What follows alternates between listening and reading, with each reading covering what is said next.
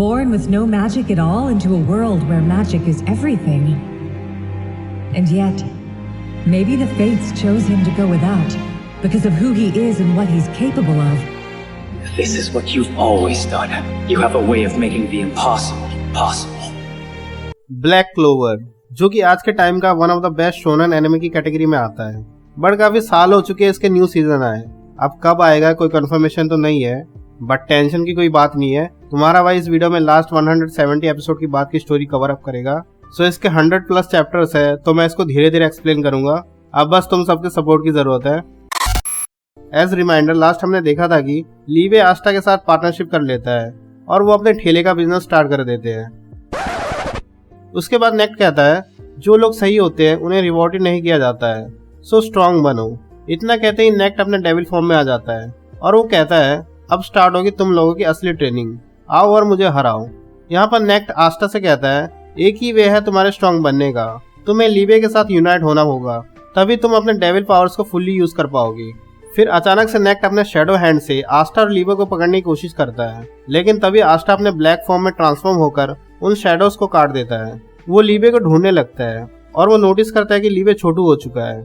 Naked इस पर कहता है अभी भी तुम यूनाइट नहीं हुए हो, जिसकी वजह से तुम डेविल पावर्स को फुल्ली यूज नहीं कर पा रहे हो। आस्था लीवे से पूछता है डेविल के रियल पावर को कैसे इस्तेमाल करे। इस पर लीवे कहता है मुझे नहीं पता बिडू। उसके बाद नेक्ट ग्लीमोडेलो की एबिलिटी को यूज करता है। वो अपने काफी सारे शैडो क्लोन्स बनाकर आस्था पर अटैक कर देता है और आस्था के पीछे आकर धप्पा देकर उसे एक जोरदार लात झड़ देता है। फाइट करते करते आस्था ये नोटिस करता है कि सारे क्लोन्स की एनर्जी सेम नेक्ट जैसी ही है। यहाँ पर नेक्ट कहता है जब तक तुम मुझे डिफीट नहीं करोगे तब तक ये क्लोन्स जाएंगे नहीं। यहाँ पर आस्था कहता है सो इसके पास 4 डेविल्स का कॉन्ट्रैक्ट है, इसका मतलब है कि इसने काफी बार मौत के साथ कंचे खेले ही होंगे।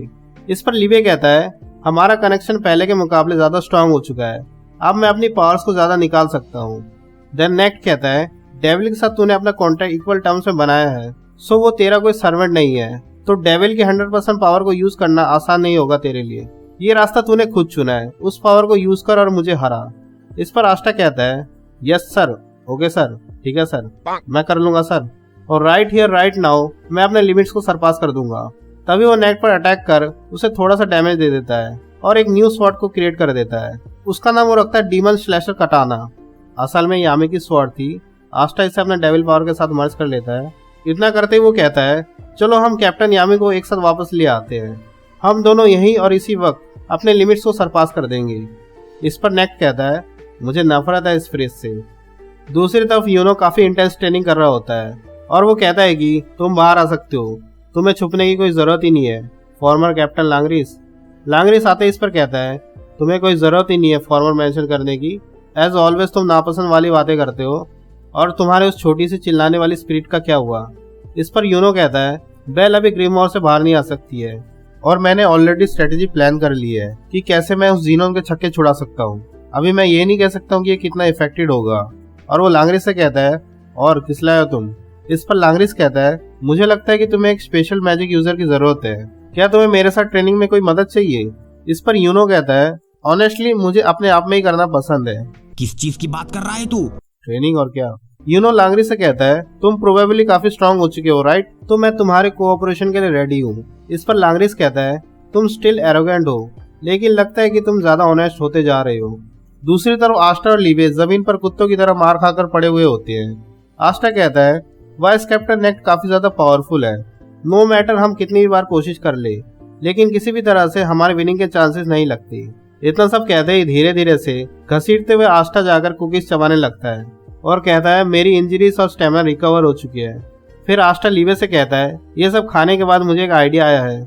आस्था लीवे को अपने कंधे पर बिठाकर कंबाइन का नारा लगाने लगता है। इतना कहते ही लीवे और आस्था मारपीट पर उतर आते हैं। लीवे आस्था को कहता है साली ये कोई टाइम नहीं है जोक मारने का, यू 90% स्टूपिड। इस पर आस्था कहता है ये 90% स्टूपिड क्या होता है।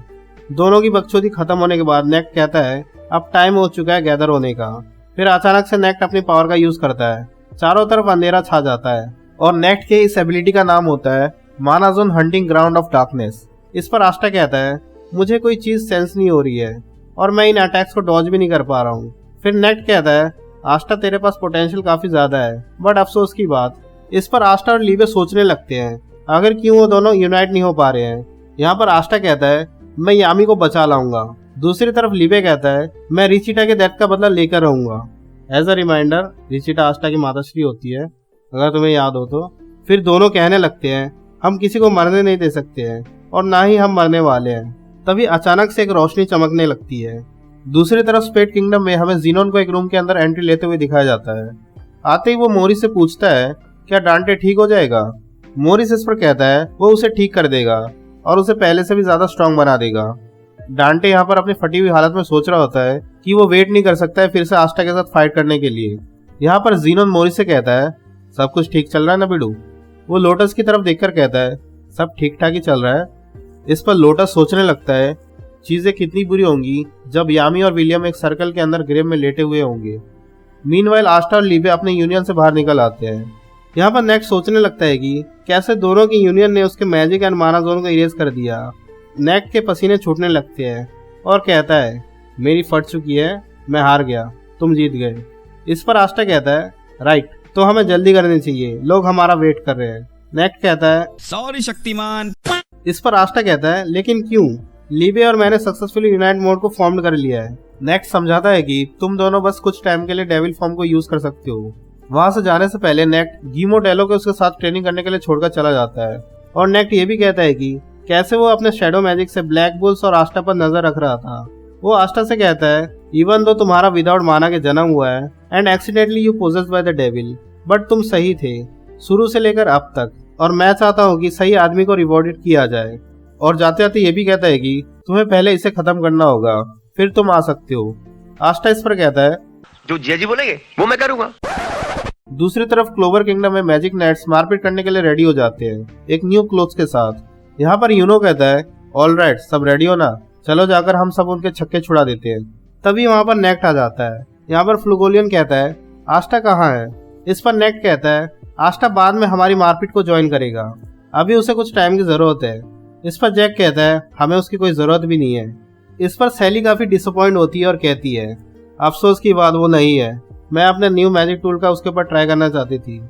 इसके बाद सभी एक दूसरे के साथ बात कर रहे होते हैं। सके सोचने लगता है कि वो इस मिशन में आखिर है किस लिए, और मन ही मन में किंग को गाली दे रहा होता है और ये कहने लगता है कि हालांकि मैंने पिछले 6 महीने से काफी अय्याशी की है, बट किसी ने ये नहीं बताया कि इसके बाद मुझे नर्क में ढकेल दिया जाएगा। यहाँ पर जैक सके से कहता है आखिर तो इस मिशन में है किस लिए। जैक ने उसकी थोड़ी सी फाड़ी दी थी, फिर नेक्ट आकर उसकी और भी फाड़ देता है। वो सके से कहता है हमें पता है कि तेरे पास कोई ढंग का स्किल नहीं है, तो बेटर होगा कि जो लोग सही है तू उनके लिए कुर्बानी दे दे।